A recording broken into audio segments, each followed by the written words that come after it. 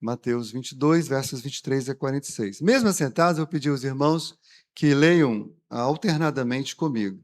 Eu vou ler os versos ímpares e os irmãos lerão os versos pares.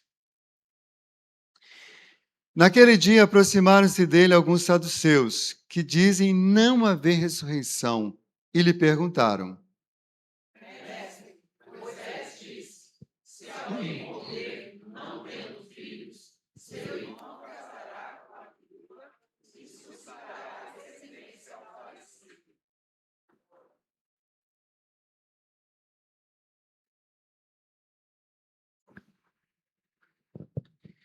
Ora, havia entre nós 7 irmãos. O primeiro, tendo casado, morreu, e não tendo descendência, deixou sua mulher a seu irmão. E Deus sucedeu com o segundo, com o terceiro, até o 7. Depois de todos eles, morreu também a mulher. Portanto, na ressurreição, de qual dos 7 será ela esposa? Porque todas as desposarão. Respondeu-lhes Jesus: Errais, não conhecendo as Escrituras, nem o poder de Deus. Porque na ressurreição nem casam, nem se dão em casamento. São, porém, como os anjos do céu. E quanto à ressurreição dos mortos, não tendes lido o que Deus vos declarou? Eu sou Deus de Abraão, Deus de Isaque e Deus de Jacó. Ele não é Deus de mortos, e sim de vivos. Ouvindo isto, as multidões se maravilhavam da sua doutrina. Entretanto, os fariseus, sabendo que ele quisera calar os saduceus, reuniram-se em conselho. E um deles, intérprete da lei, experimentando-o, lhe perguntou. Mestre, qual é o grande mandamento da lei? Respondeu-lhe Jesus: Amarás o Senhor, teu Deus, de todo o teu coração, de toda a tua alma e de todo o teu entendimento. Este é o grande e primeiro mandamento.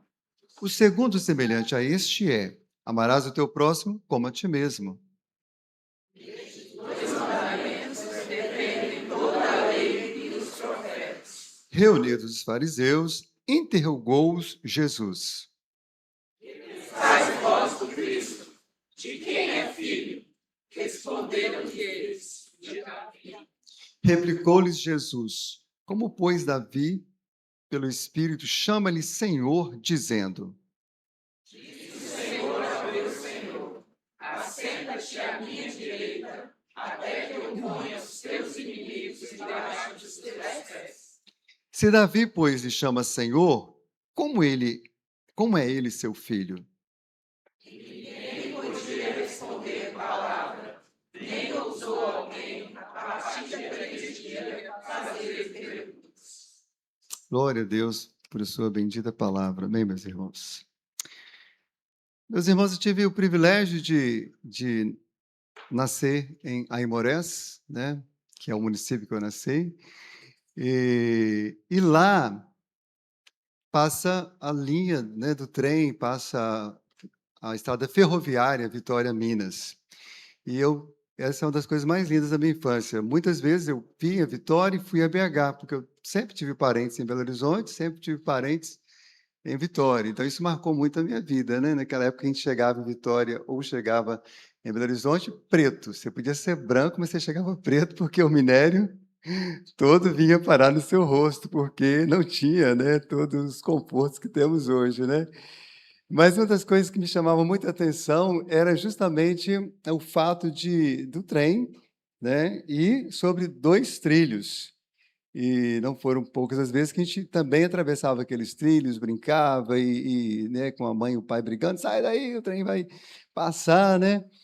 E essa coisa dos trilhos, né, do trem, ele não ilustra uma filosofia, se você depois quiser pesquisar, você vai descobrir, você vai entender melhor, que alguns chamam de filosofia do "e".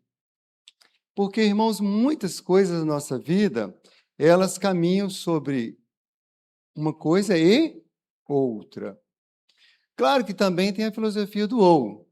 A nossa vida tem coisas que é ou isso ou aquilo. Isso faz parte da nossa vida. Vocês, nós estamos aqui, né? Então, obviamente, não estamos em casa. Ou estamos aqui, ou estamos em casa, porque fisicamente é impossível estar, né, em dois lugares ao mesmo tempo, né? Coisa óbvia. Mas vocês observaram que a internet mudou bastante isso? Tem muita gente agora em casa, fisicamente, e mentalmente voltado para esse ambiente, né? Aliás, boa noite aos irmãos e amigos que estão em casa. Então, observe que aí a pessoa está fisicamente presente no lugar e virtualmente presente em outro lugar. E assim a gente poderia dar muitos exemplos, né? Finanças, às vezes você tem recurso financeiro, você compra isso e aquilo, mas a maioria de nós, às vezes, tem que escolher, né? Só compra isso, porque o aquilo vai ficar para outro momento, né? E assim vai, a gente poderia dar tantos outros exemplos. Agora, é claro, se eu uso o ou na hora errada, ou se eu uso o e na hora errada, vai ter prejuízo, seja financeiro, pessoal. E quando se trata das Escrituras, da vida espiritual, é a mesma coisa. Dentro da Bíblia, você vai ver a filosofia do ou muito clara. Jesus mesmo foi bastante enfático, né? Ou vocês vão servir a Deus, ou vai servir a Mamon, as riquezas, ao Deus deste século. Você não consegue agradar os dois ao mesmo tempo. Ou você agrada um, ou você agrada o outro. Isso é muito claro, né? Isso é um exemplo.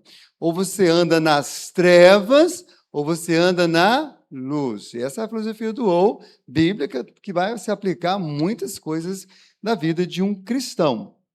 Mas também nas Escrituras há lugar para o e. E esse texto que nós acabamos de ler, eu diria que predomina aqui a filosofia do e. Aqui Jesus confronta os seus ouvintes que, equivocadamente, estavam querendo impor a filosofia do ou em assuntos que não deveriam. E o Senhor Jesus mostra para ele, não, vocês não precisam fazer essa escolha, aqui é isso e aquilo. Então, a filosofia do E, ela funciona como o trem de Vitória a Minas, como um par de trilhos, sobre os quais o trem viaja de forma segura até o seu destino. E todo mundo sabe, basta que um trilho saia do prumo, tem algum problema, e se isso acontecer, o trem vai descarrilhar, vai sair, vai ter um problema grave.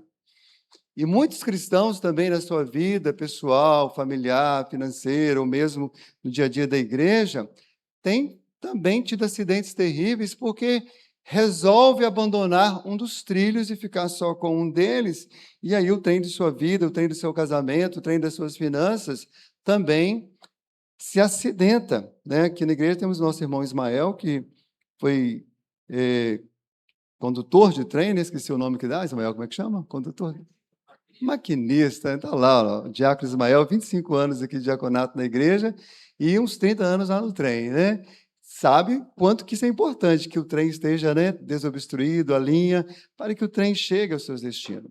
Mas, biblicamente falando, e nesse texto, nós vemos aqui pares de verdades que nos conduzem dentro do propósito de Deus aqui na Terra, até o nosso destino eterno em sua maravilhosa presença. Então, usando essa metáfora bem pessoal, né, da minha história, eu queria que os irmãos pensassem comigo sobre esse tema nessa noite. Trilhos da doutrina de Cristo.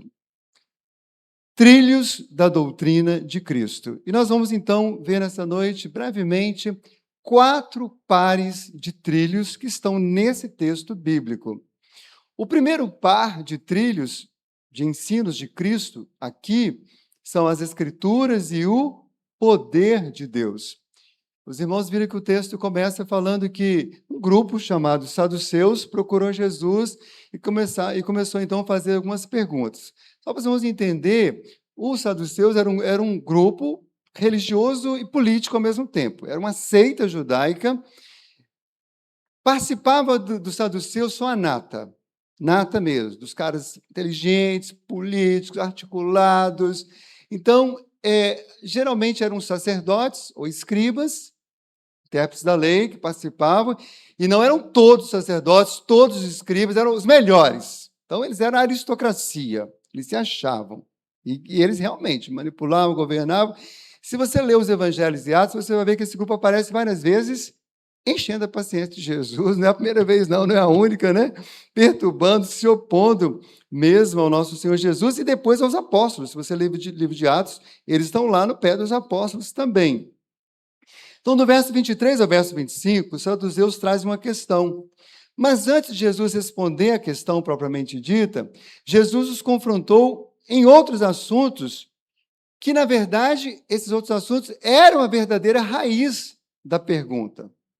Todo mundo sabe que nem todas as vezes que alguém traz um assunto, a pergunta, é de fato aquele assunto que ele quer trazer. Só que às vezes não dá para trazer, né?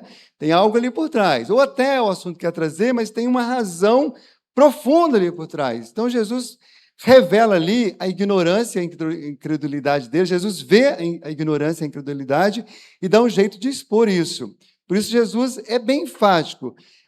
Errais não conhecendo as Escrituras, nem poder de Deus.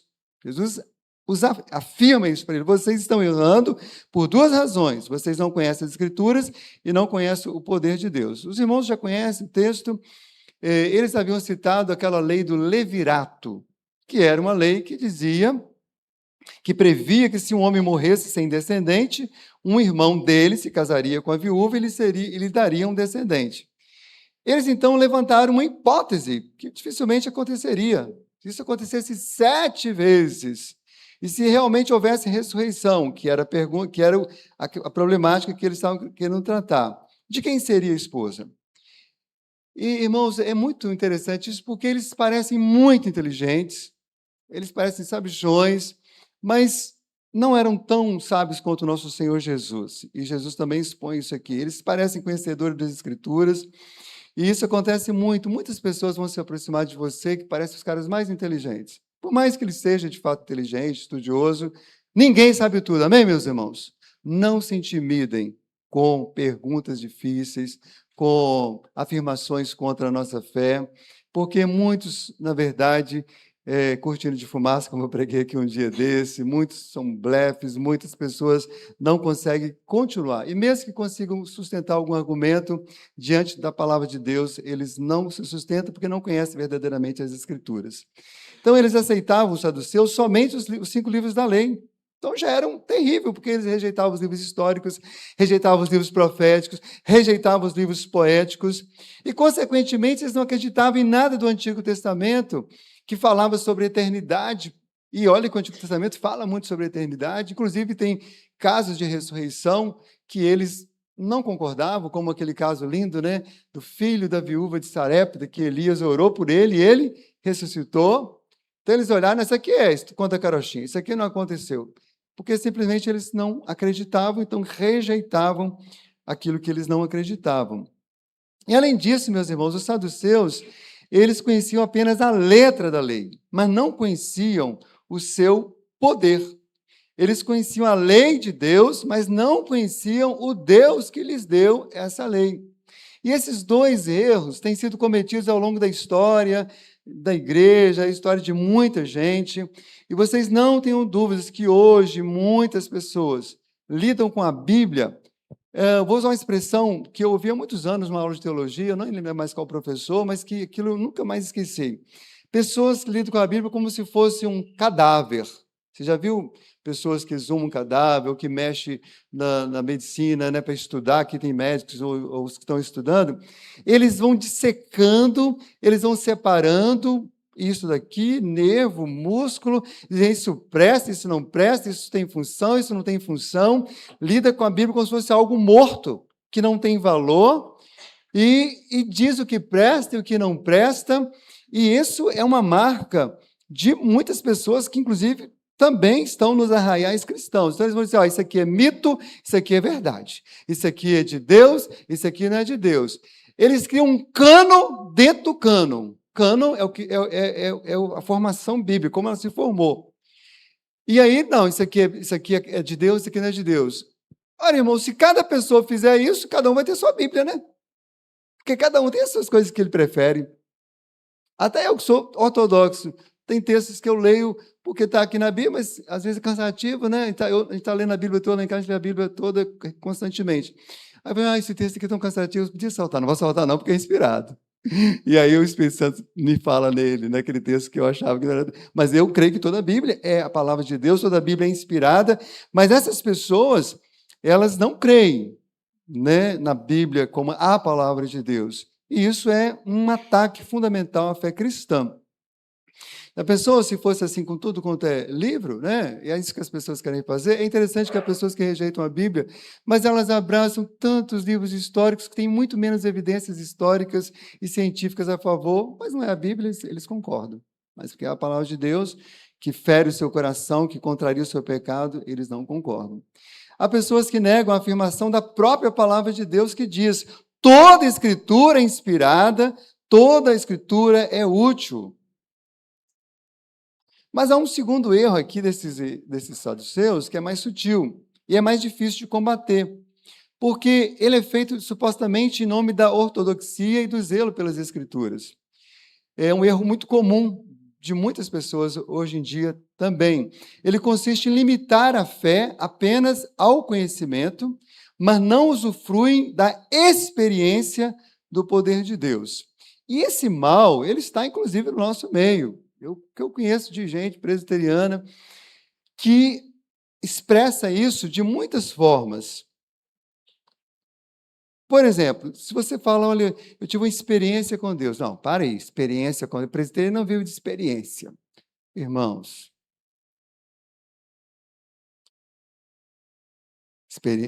todo cristão, ele só é cristão porque ele teve uma experiência.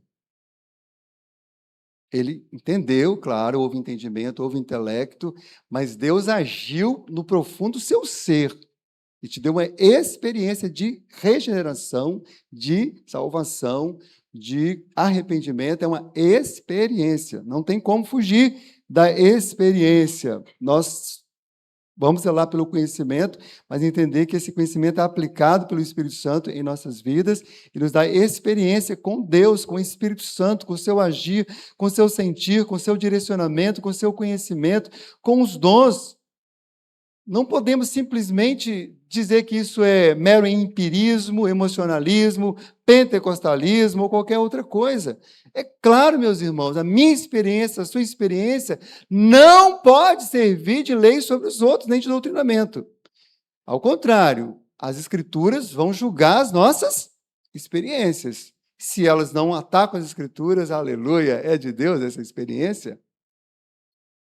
Você vê um culto desse, Deus fala com você, e você pode, Deus falou comigo. Então, o que ele falou está dentro das Escrituras, foi por meio do reverendo, mas falou aqui, aplicou uma palavra, trouxe um direcionamento, me confrontou, me corrigiu, me confortou. Deus falou algo comigo por meio do pastor, que o pastor nem me conhece, nem sabe. Isso é uma experiência com o poder de Deus, com o Evangelho de Cristo. Irmãos, Cristo não escolheu entre as Escrituras e o poder de Deus. Ele conheceu e ensinou ambos. E nós também devemos guiar a nossa vida cristã firmado nas Escrituras e no poder de Deus. Amém, meus irmãos? Nós somos fracos, nós precisamos do poder de Deus. O poder de Deus se manifesta na nossa fraqueza. Às vezes a gente reúne todo o nosso conhecimento, mas não sabe o que fazer com ele. Não tem coragem de tomar decisão. Mas você ora, Deus te encoraja, te levanta, e você fala, Deus está comigo. É uma experiência que o Senhor que habita em você te levou a agir em fé, na fé. Como a Paulo fez, lá em 1 Coríntios 2, 4 a 5. A minha palavra e a minha pregação não consistiram em linguagem persuasiva de sabedoria, mas em demonstração de espírito e de poder, para que a vossa fé não se apoiasse em sabedoria humana, e sim no poder de Deus. Então, irmãos, as Escrituras, ela não é morta, ela é viva, ela é eficaz. E ela precisa ser aplicada pelo Espírito Santo, o mesmo Espírito Santo que que inspirou os escritores, ele nos ilumina, ele aplica poderosamente ao nosso coração.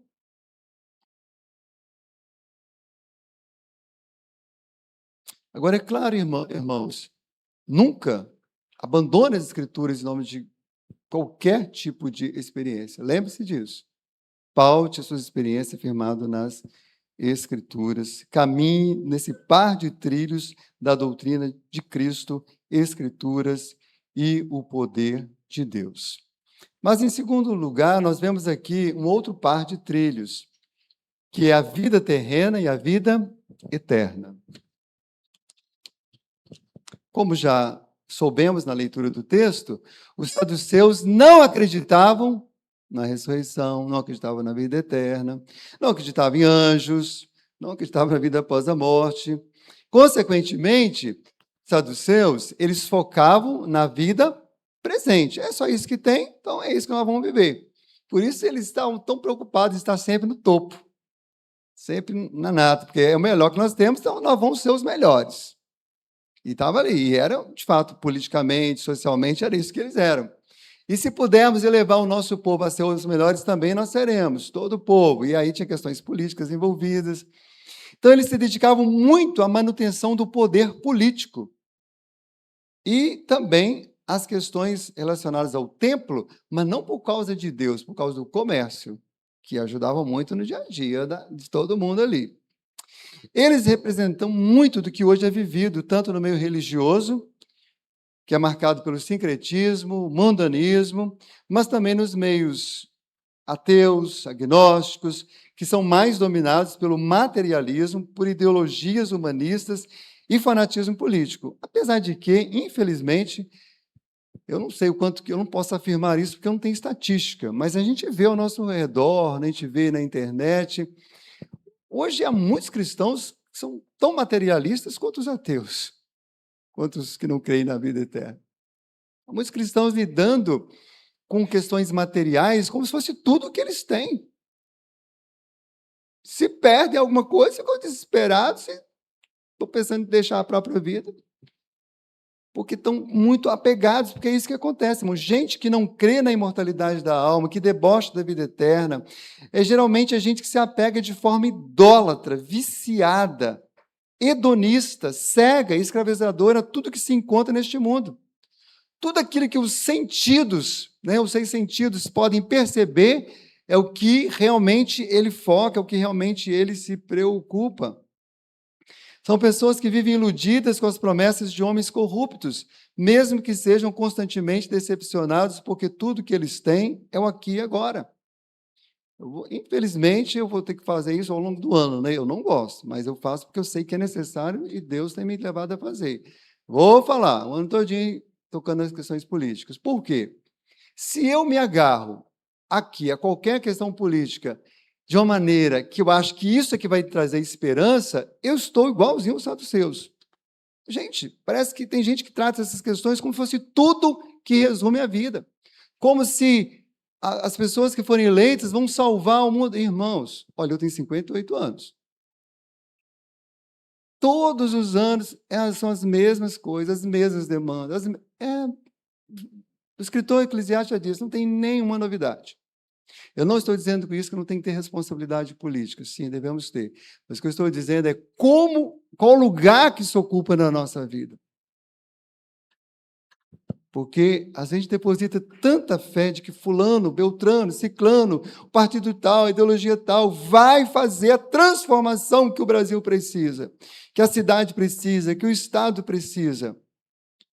Porque a gente está tão desesperado querendo que isso seja mudado, mas pelas mãos do homem. E tudo que foi mudado nesse planeta para melhor foi nas mãos de Deus. Claro que Deus usou pessoas, não estou dizendo que não usa, mas foi Ele operando aqui, operando ali. E se Ele quiser mudar o nosso país, Ele vai mudar. Amém, meus irmãos? Qualquer que seja a área dele, social, espiritual, etc., educação, saúde, e há necessidade de mudança em todas as áreas. Não tem nada tão bom que não possa melhorar. Mas Jesus não somente ensinou que existe ressurreição e vida eterna, mas mostrou que ela seria melhor, que ela seria diferente a vida eterna, porque na ressurreição nem casam nem se dão em casamento, são, porém, como os anjos no céu. Esse texto, na verdade, é um texto complexo, não tem como descer a profundeza dele, né? A maioria acredita literalmente no que está aqui, que não vai ter qualquer tipo de relacionamento conjugal na eternidade. Essa é a posição mais mais aceita, né? E aí eu costumo dizer, irmãos, essa é uma das razões porque tem que valorizar o casamento, porque lá no céu não vai ter, né, querido? Então, tem um ministério que eu brinco com eles, é um ministério muito sério, mas eu acho que o nome está errado, que é o Casados para Sempre. Falei, querido, não é casados até que a morte os separe. É isso que a Bíblia diz, para sempre não. Casado até que a morte os separe. Chegar no céu, olá, querido, tudo bem? Foi bom, né? Aquele tempo lá. Então, aproveite bem o casamento aqui, aproveite o cônjuge, abrace, beija seu marido, sua esposa, faça sexo com ele, curta, porque é aqui, querido. Pelo menos essa é a posição mais tradicional, né? Essa é a maioria. Mas existem algumas controvérsias aí que acho que vai ter, viu? Que aqui não é exatamente o que está dizendo. Eu não tenho como entrar profundamente, mas eu vou lançar essa dúvida para os irmãos estudarem. Amém, meus irmãos? Porque Jesus não respondeu tudo, não. Aliás, se você observar aqui, Jesus fez mais perguntas do que respondeu. Então, vou deixar vocês pensando também, para depois vocês me falam o que vocês acharam aí.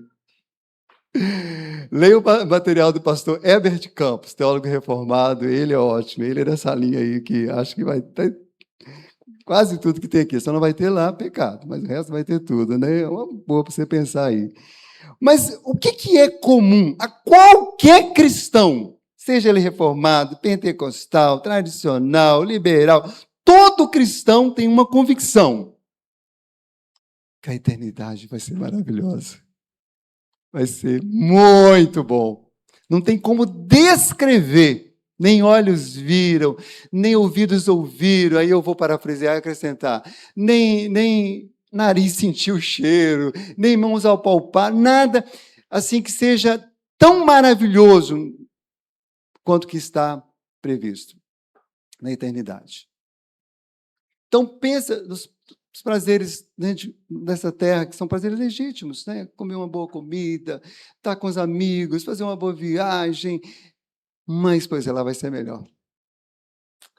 Então, a vida terrena e a vida eterna estão aí conectadas, uma tem a ver com a outra. As decisões que tomamos aqui na terra ressoam na vida eterna, por isso a gente tem que ter responsabilidade na maneira como nós vivemos. Por exemplo, Jesus vai dizer, não acumuleis tesouros na terra, acumuleis tesouros no céu. Então, é aqui que começa. Se tem possibilidade de acumular tesouro no céu, é aqui. E é claro que aqui não está falando de nada de material. Está falando dos tesouros espirituais, que a gente pode receber em Cristo, né, na palavra, as virtudes, tudo que Deus opera de transformação, as próprias pessoas que Deus transforma. E aqui, é claro, não há qualquer demérito no casamento terreno, né? Sabemos que toda a Bíblia, inclusive Cristo, mostra o casamento como uma bênção divina. Para esse tempo, é certo. Por isso devemos lutar pelos nossos casamentos, como já foi falado. Aliás, Jesus fez seu primeiro milagre em um casamento. Irmãos, isso é maravilhoso, porque todos os nossos amigos, entes queridos, meu pai já partiu, tenho minhas avós, tenho amigos queridos, partiram na pandemia, mas todas as pessoas que partiram dessa vida, firmada em Cristo, eles já estão usufruindo da alegria eterna. Porém, na volta de Cristo, quando houver a ressurreição dos mortos, quando os corpos forem glorificados, essa alegria, essa felicidade serão completas e ainda mais abundantes na presença do Deus vivo. Então é isso que Jesus está falando aqui. E quanto à ressurreição dos mortos, não tendes lido o que Deus vos declarou? Eu sou o Deus de Abraão, o Deus de Isaac, o Deus de Jacó. Ele não é Deus de mortos, e sim de vivos. Essas pessoas que estão lá não podem interceder por nós, não podem ver o que está acontecendo aqui, até porque elas estão focadas no Senhor. As almas estão focadas na presença de Deus, e Deus é Deus dessas pessoas que ainda estão, que ainda continuam vivas, como nós aqui estamos de forma corpórea. Então, meus irmãos, devemos ser gratos pela nossa vida terrena. Mesmo que aqui a gente passe por situações de dor, tristeza, dificuldades, decepções. Eu creio, meus irmãos, na promessa de Jesus para essa vida terrena. João 10:10. Eu vim para que tenham vida e tenham em abundância. Sim, irmãos, um cristão ele pode ter abundância de paz, mesmo no meio de situações difíceis da vida. Ele pode ter abundância de alegria, mesmo em momentos dolorosíssimos. Há uma abundância que só o Senhor Jesus oferece neste mundo, que dinheiro não oferece, que mansões não oferece. E a gente pode usufruir isso imediatamente. Você pode ser feliz agora, em Cristo. É isso que um dos nossos hinos diz, né? Importa onde eu habitar, no céu ou à beira-mar, com o Senhor é céu ali. Porque o que faz o céu ser céu é a presença gloriosa de Deus. Por isso que Jesus fala, vocês já conhecem a vida eterna porque vocês já conhecem a Deus. Vocês já usufruem da principal bênção da vida eterna, que é a própria presença de Deus. Então, seja feliz agora, olhando para Cristo, olhando para a vida eterna e antecipando essa alegria. Não entendemos, irmãos, tudo. Sejamos honestos, você entende tudo que acontece na sua vida? Eu não entendo. Quanto mais você vai entender sobre a vida eterna? Eu não entendo nem tudo do meu passado. Não entendo. Tem coisas que até hoje eu não entendi. Por que aconteceram? Não espere você entender tudo para você agradecer, para você crer, para você receber a bênção de Deus. Creia e se alegre com o presente dessa vida, irmãos. Essa vida aqui é um presente. Você está vivo. Hoje você foi presenteado. Viva esse dia com sabedoria. Durma bem, acorde, trabalhe com alegria. Mas sempre à luz da eternidade. Porque essa vida e a vida eterna são presentes de Deus. Ambas são presentes de Deus. Tudo Deus fez formoso no seu devido tempo.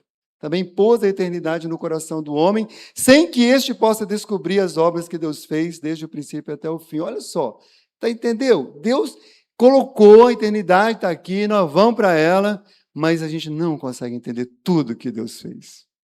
Só o suficiente para nós crermos nele. Então você não tem que escolher entre essa vida e a vida eterna. Ninguém sabe o dia que vai morrer. Eu não sei, você sabe o meu dia? Não sei. Ninguém sabe o dia da volta de Cristo. Porque nós devemos viver cada dia com responsabilidade, com alegria e com esperança. E com expectativa, porque esse dia pode ser amanhã. Sabe aquela pessoa que está doente no hospital? Ele pode viver mais 10 anos, você que está saudável, pode partir antes dele. Ninguém sabe. Então devemos agradecer a Deus por essa vida, pelos nossos amigos, pela nossa família. Por mais difícil que ela seja, um presente de Deus. Pela nossa igreja, pelo nosso país, pelos nossos governantes. Independente de quanto você gosta ou não, Deus, obrigado, porque ainda tem governante. Imagina se não tivesse.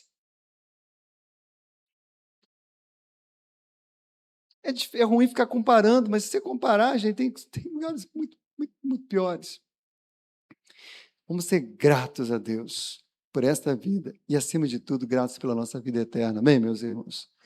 Terceiro lugar, nós vemos que Cristo nos ensina um outro par de trilhos que ele chama de o amor a Deus e o amor ao próximo. Nós lemos aqui o verso 34, o verso 40, né? Outro grupo questiona Jesus. Entretanto, os fariseus, sabendo que ele fizera calar os saduceus, reuniram-se em conselho. E um deles, intérprete da lei, experimentando, lhe perguntou: Mestre, qual é o grande mandamento na lei? O pessoal, assim, tinha acabado um debate, um embate, já vem outro em cima. E Jesus ouve, né? Os fariseus eram um outro grupo religioso, mais devotado à lei de Moisés, às tradições orais, e eles eram rigorosos, cheios de regras, se achavam mais puros do que os outros, e eram os que mais influenciavam no aspecto religioso do povo de Israel. E a resposta de Jesus a esses fariseus sobre, né, o maior mandamento uniu duas coisas que eles não conseguiam unir. Irmãos, preste atenção nisso, porque ainda tem gente hoje, dentro da igreja, fora da igreja, que não consegue unir de fato e de verdade esses dois mandamentos. Jesus cita primeiro Deuteronômio 6:5. Quando Jesus diz, lá ouve, ó Israel, amarás o Senhor teu Deus de todo o teu coração, todo o teu entendimento, de toda a tua força, ela diz, aqui diz da alma, né? E Jesus cita Levítico 19, verso 18, que diz, amarás o teu próximo como a ti mesmo. E Jesus conclui, destes 2 mandamentos, não é só de um, ó o par de trilhos, destes 2 mandamentos dependem toda a lei e os profetas. Aí os que se acham muito espirituais vão dizer, não, basta amar a Deus. Se amar a Deus está tudo certo, o resto vai tranquilo. Aí os mais mundanos, mais liberais, mas não, o importante é amar o próximo, cuidar um do outro, deixa Deus para lá. Não, desses 2 mandamentos depende tudo. Sempre que eu for olhar para a minha vida, para ver o quanto eu estou crescendo em obediência a Deus, se eu não puder fazer um checklist muito grande, eu preciso fazer este. O quanto que eu continuo amando a Deus sobre todas as coisas e o quanto que eu estou amando o meu próximo. Jesus deixa claro que o amor a Deus deve ser sempre o nosso primeiro, principal e maior amor. Qualquer outra coisa que ocupar a primazia da nossa vida, esse lugar de devoção, de adoração, que não for Deus, isso se torna um ídolo. E lembre-se que as pessoas se tornam semelhantes aos seus ídolos e depois elas são destruídas pelos próprios ídolos. Está na Bíblia. Tornem-se a eles semelhantes todos que o adoram. Não é assim? Se a pessoa, por exemplo, tem um cantor como ídolo, aí começa a vestir a roupa igual, né? Começa a ter os trejeitos. É tudo um exemplo, mas isso aplica a tantas outras coisas. Mas quando eu entendo quem é Deus, e eu o amo, e cada dia eu amo mais, o caráter de Deus vai sendo implantado em mim. E eu vou sendo transformado à semelhança do Senhor Jesus. Jesus foi, então, enfático quanto a essas 2 coisas. Inclusive, no outro segundo grande mandamento, amarás o teu próximo. Ninguém entendeu, experimentou e ensinou ensinamento, né, esse ensinamento de Cristo, de amar a Deus e amar o próximo, mais do que o apóstolo João. Quem nunca leu, leia a primeira carta de João, você vai ver o que eu estou dizendo. Mas vou citar o mesmo texto que foi citado de manhã, até porque eu já tinha separado, não vou mudar porque o Murilo citou. 1 João 4, 20, versos 20 e 22, diz assim, se alguém disser, amo a Deus, e odiar seu irmão, ele é mentiroso. Gente, tem muita gente mentirosa nos cultos. Porque vem adorar a Deus, mas está com ódio de alguém. De alguém que ficou em casa, de alguém que está no banco, às vezes do líder da igreja, ou do político, ou do cara do condomínio, ou do colega de trabalho. Arrependa-se, meu irmão, se esse é o seu caso. Pois aquele que não ama seu irmão a quem vê, não pode amar a Deus a quem não vê. Ora, nós temos da parte dele este mandamento, que aquele que ama a Deus, ame também seu irmão. Claro, irmãos, muitas vezes somos magoados, somos ofendidos, isso nós temos momentos difíceis, onde a gente, na nossa fraqueza, não consegue olhar para o nosso ofensor. Mas um cristão não vai deixar que isso prevaleça na sua vida. Ele, em Cristo, ou com a ajuda até de outras pessoas, ele vai liberar o perdão para essa pessoa. Talvez não vai ser um amigo íntimo, porque a pessoa não quer nem ser nosso amigo, né? Mas você vai liberar, olha, siga a sua vida, eu nunca vou te cobrar esta ofensa. Deus cuida de você, se você precisar de mim, estarei aqui à disposição. Mas não há ódio, não há o desejo de que aquela pessoa se dê mal por causa daquele mal que ele te fez. Muitas vezes, por um suposto, mas falso amor a Deus, os fariseus deixaram de demonstrar, irmãos, amor até mesmo aos seus familiares.